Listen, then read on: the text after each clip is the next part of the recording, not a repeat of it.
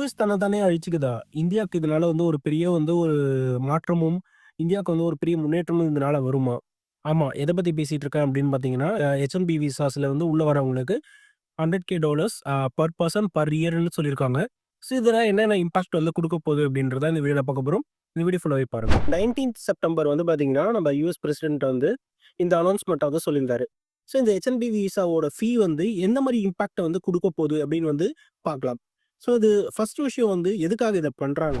ஏன் பண்றாங்க அப்டின்னா, அவங்க நாட்ல வந்து நெறைய இளைஞர்கள் வந்து படிச்சு முடிச்சுட்டு வேலை இல்லாம இருக்காங்க. யுனிவர்சிட்டில படிச்சு முடிச்சோனே அவங்களுக்கு வேலை கிடைக்காம இருக்கு. ஸோ அவங்களுக்கெல்லாம் வேலை குடுக்கறதுக்கு பதிலா, இந்தியாலேருந்து ஆட்கள் இந்தியன்னு கிடையாது. அதிக பெர்சன்டேஜ் வந்து பார்த்தீங்கன்னா, 71% வந்து இந்தியாலேருந்து தான் வந்து H-1Bஸ் வந்து போறது. ஸோ இந்தியா மாரி கண்ட்ரிலேருந்து வந்து எடுத்துட்டு வராங்க அப்டின்றது வந்து அவங்களுக்கு வந்து ஒரு விஷயமா பார்க்குறாங்க. எல்லா வேலைக்கும் எடுத்துட்டு வராதீங்க. ரொம்ப தேவைப்பட்டுச்சுன்னா, அந்த வேலைக்கு மட்டும் எடுத்துட்டு வாங்க. நீங்க உங்களுக்கு சீப்பா லேபர் கிடைக்குதுன்ற ஒரு காரணத்துக்காக, நீங்க வந்து வெளியிலேருந்து போய் ஆட்கள் எடுத்துட்டு வந்துடுறீங்க. ஸோ, இங்க இருக்கிறவங்கள ட்ரெயின் பண்றதுக்கு நீங்க பெருசா வந்து ஒரு முயற்சி எடுக்க மாட்டேன்றீங்க அப்படின்றதுக்காகவும் இத எடுத்துட்டு வராங்க. அவங்க சொல்றது என்னன்னா, பெர் பெர்சன் பெர் இயர் அதாவது வருஷத்துக்கு வந்து $100,000 சேலரியே வந்து பார்த்தீங்கன்னா, நெறைய பேருக்கு வந்து $100,000 வந்து பெர் இயர்க்கு குடுப்பாங்களான்னு சொல்ல முடியாது. ஸோ, அப்படி இருக்கும்போது பெர் இயருக்கு வந்து பெர் பெர்சனுக்கு குடுக்குறாங்க. குடுத்து அப்படி ஒரு கம்பெனி கூட்டு வருது அப்படின்னா, அவன் நிஜமாவே ரொம்ப திறமையான ஆட்களா இருப்பான். அந்த மாரி ஒரு பெர்சன வந்து யுஎஸ்ல ட்ரெயினே பண்ண முடியாம ஒரு ஒரு விஷயம் இருக்கணும். ஸோ, அதுக்காக நீங்க கூட்டு வரதுன்னா கண்டிப்பா கூட்டு வாங்க. அப்படிப்பட்ட பெர்சன மட்டும் நீங்க கூட்டு வாங்கன்றது தான் இதோட அஜெண்டா. இதனால அமெரிக்காக்கு என்ன ப்ராஃபிட் இருக்கும் அப்படின்னா, நம்ம முன்ன சொன்ன மாரி அவங்களுக்கு வந்து அவங்க இளைஞர்களுக்கு வேலை கிடைக்கும். அண்ட் உள்ள எல்லாரையுமே எடுத்துட்டு வர மாட்டாங்க. இதனால வந்து அவங்க எக்கனாமி பூஸ்ட் ஆகுன்றது அவங்களுக்கு ஒரு நம்பிக்கை. நமக்கு என்ன அப்படின்னு வந்து பார்த்தீங்கன்னா, இப்ப ஐஐடி மாரி இருக்கிற காலேஜஸ்லேருந்து போய் அங்க போறவங்க தான் நெறைய பேர் இருக்காங்க. ஸோ இது வந்து நம்ம நாடு ஐஐடியில படிக்கிறவங்களுக்கு எவ்வளோ வந்து ஸ்பெண்ட் பண்ணுதுன்றது நெறைய பேருக்கு தெரியும். ஸோ அவ்வளோ ஒரு பெர்சன் மேல ஸ்பெண்ட் பண்ணி அவங்க கடைசியில இங்க இல்லாம, வெளிநாட்டுக்கு தானே பிரோஜனம் படுற மாரி அவங்க வேலை பார்க்குறாங்க. ஸோ அந்த மாரி ஒரு டெக்கான ஒரு பெர்சனா இருக்கட்டும், இல்ல பிரெய்னியான ஒரு பெர்சனா இருக்கட்டும், அவங்களுக்கு வேற வழியே இல்லாம இந்தியால தான் இருப்பாங்க.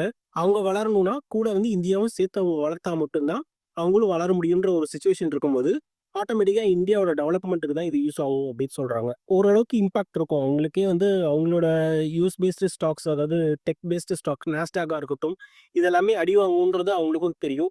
அதனால தான் கரெக்ட்டா வந்து பார்த்தீங்கன்னா சாட்டர்டே தான் ஃப்ரைடே முடிச்சுட்டு அந்த எண்டுல தான் வந்து அவங்க அனௌன்ஸ் பண்றாங்க. ஸோ ஷேர் மார்க்கெட்லாம் எந்த அளவுக்கும் பாதிக்காம. ஸோ 2 நாள் இப்போ இதுல டாக்டிவா இருக்கும். மண்டே திருப்பி ஓப்பன் ஆகும்போது, ஒரு பெரிய இம்பாக்ட் இல்லாம இருக்கும்ன்றது எதிர்பார்க்குறாங்க. இதுல அதிகமா வந்து அமேசான் தான் வந்து அதிகமான பீப்பிள வந்து எடுத்துட்டு போறது. அங்க இந்தியர்கள வந்து எடுத்துட்டு போறது வந்து அமேசான் தான் சொல்றாங்க. அடுத்தது இடத்துல வந்து Google, அதுக்கப்புறம் Microsoft போன்ற நிறுவனங்களும் இருக்கு. இதெல்லாம் பேர் சொல்ற நிறுவனங்கள், தெரிஞ்ச நிறுவனங்கள். இது இல்லாம குட்டி, குட்டி நிறுவனங்கள் நெறைய இருக்கு. அப்ப கம்பெனிஸ்லாம் எப்படி $100,000 அவனுக்கு சேலரியும் குடுத்துட்டு $100,000 அவங்களுக்கு ஃபீயும் பே பண்ணிட்டு கூட்டு வருவாங்களா? அப்படின்னு கேட்டா, அதுக்கு பதிலா சிம்பிளா அவங்க என்ன பண்ணுவாங்கன்னா, அவுட்சோர்ஸ் பண்ணிடுவாங்க. இப்ப எந்த ஜாப் ரோலுக்காக வந்து அவங்க வந்து வெளியிலேருந்து ஆட்கள உள்ள H-1Bலேருந்து எடுத்துட்டு வராங்களோ, அதே ரோலுக்கு சிம்பிளா இங்க வந்து ஒரு வேலைக்கு ஆள் எடுத்துட்டு போயிடலாமே! ரிமோட்ல ஒர்க் பண்றதுக்கு தான் அத்தன பேர் இருக்காங்க. அது இல்லாம ஜிசிசிஸ் குளோபல் கேப்பசிட்டி சென்டர்ஸ்ன்றது நெறைய இருக்கு இங்க.